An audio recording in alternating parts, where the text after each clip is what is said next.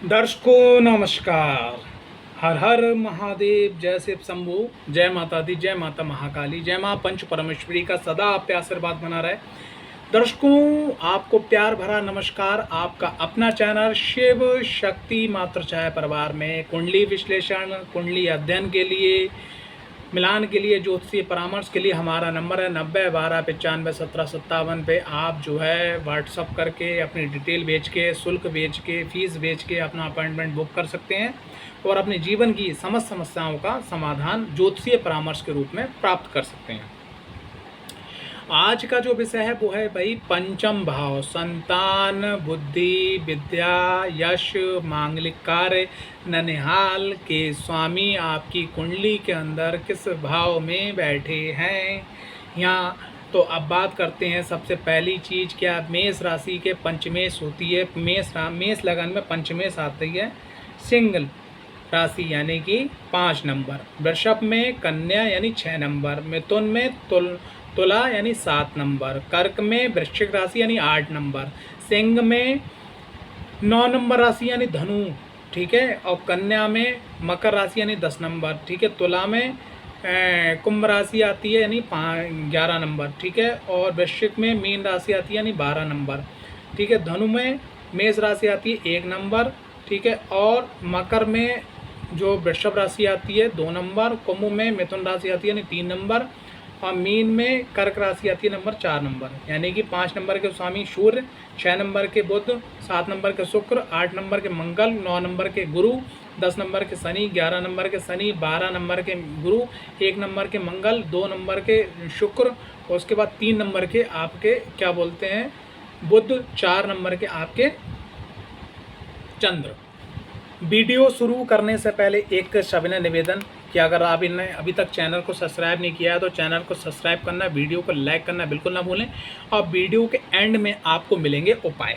बहुत सरल बात करें, अगर पंचमेश जाके बैठ गए लगन के अंदर तो यकीन मानिएगा ऐसा व्यक्ति अपनी बुद्धि से, अपनी क्षमता से, अपने ज्ञान से, ठीक है, अपनी स्किल से सभी प्रकार की चीज़ें प्राप्त कर लेता है अपने जीवन। चाहे संतान हो, ठीक है, चाहे विद्या हो, चाहे ज्ञान हो, चाहे यश हो, चाहे कीर्ति हो, चाहे ननिहाल का सुख हो, सब आपको प्राप्त हो जाता है।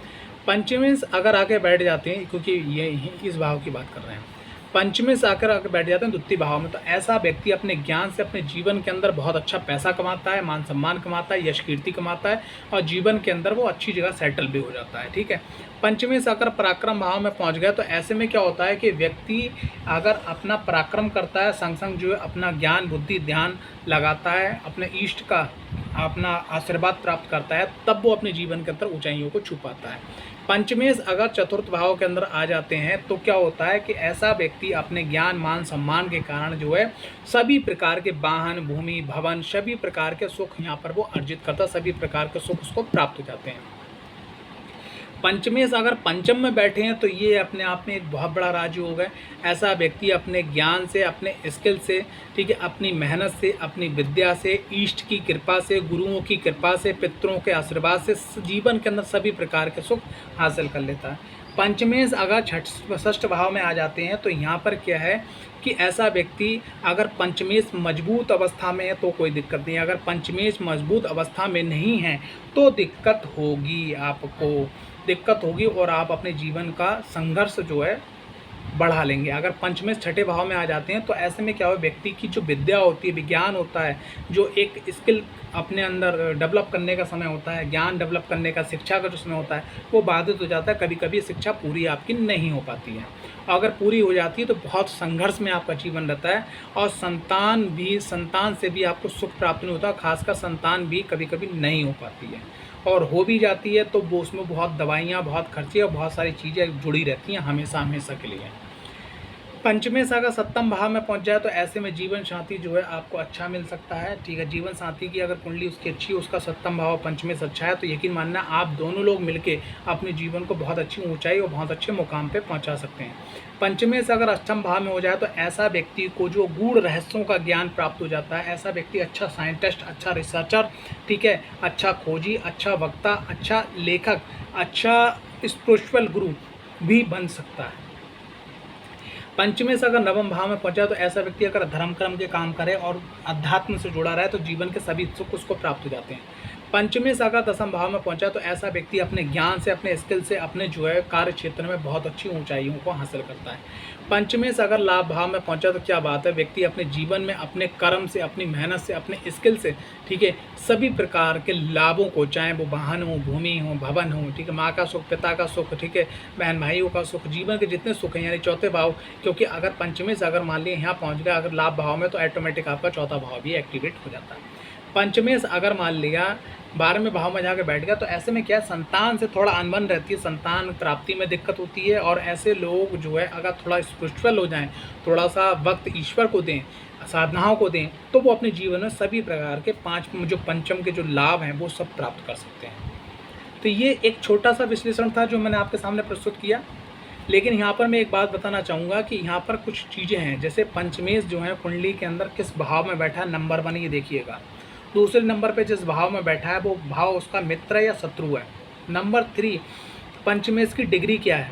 नंबर 4 पंचमेश के संग किस ग्रह की युक्ति है। नंबर 5 पंचमेश पे किसकी दृष्टि है। नंबर 6 पंचमेश पे जो है आगे, एक घर आगे और एक घर पीछे कौन ग्रह बैठे हैं, पापक बैठे हैं, ये खाली है भाव, या क्रूर ग्रह बैठे हैं, उसका भी प्रभाव उस पर पड़ेगा। और संग संग कुंडली में ये देखिएगा 7.5 ढैया तो नहीं चल रही, या 12वें घर, अष्टम घर और छठे घर की महादशा नहीं चल, तब उसके जो मैंने परिणाम बताए उनमें काफ़ी आपको परिवर्तन देखने को मिलेगा। अब बात करते हैं लाभ की, कि आपको जो उपाय बताए जाएँ। लगन में पंचमेश बैठे हुए हैं तो ऐसे में माँ सरस्वती का बीज मंत्र आपको नित्य जाप करना चाहिए, आपको जीवन में सभी प्रकार के सुख फल प्राप्त होंगे।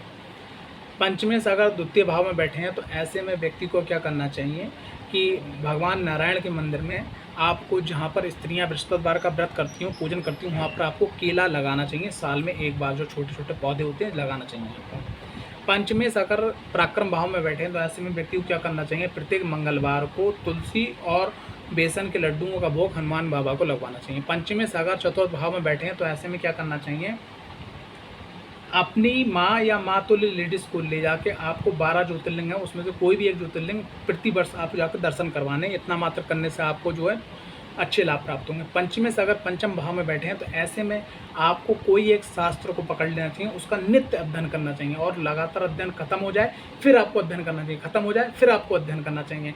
अगर आप शास्त्र का अध्ययन नहीं कर सकते तो आप जो है जिस प्रकार से, जैसे गीता की जो छोटी छोटी बुकें आती हैं, रामायण की छोटी छोटी बुकें आती हैं, सुंदरकांड का आता है हिस्सा, उसका आप अध्ययन कर सकते हैं। अगर पंचमेश अगर छठे भाव में बैठे हैं तो ऐसे में व्यक्ति को क्या करना चाहिए, ऐसे में व्यक्ति को नित्य जो है हनुमान जी की आराधना करना चाहिए सभी प्रकार की संकटों से मुक्त होने के लिए। पंचमेश अगर मान लीजिए सप्तम भाव में बैठे हैं तो ऐसे में क्या करना चाहिए, व्यक्ति को घर के अंदर राधा कृष्ण की मूर्ति को स्थापित करना चाहिए और उसको एक मंत्र प्राप्त कर लेना चाहिए, जो अगर राधा कृष्ण का अगर आपको मंत्र मिल जाए, ठीक है, या ओम राधा कृष्णाय नमः, इस मंत्र का तुलसी की माला से नित्य जाप आप करिए, यकीन मानिएगा आपको सभी प्रकार के सुख पंचमेश के फल प्राप्त होंगे।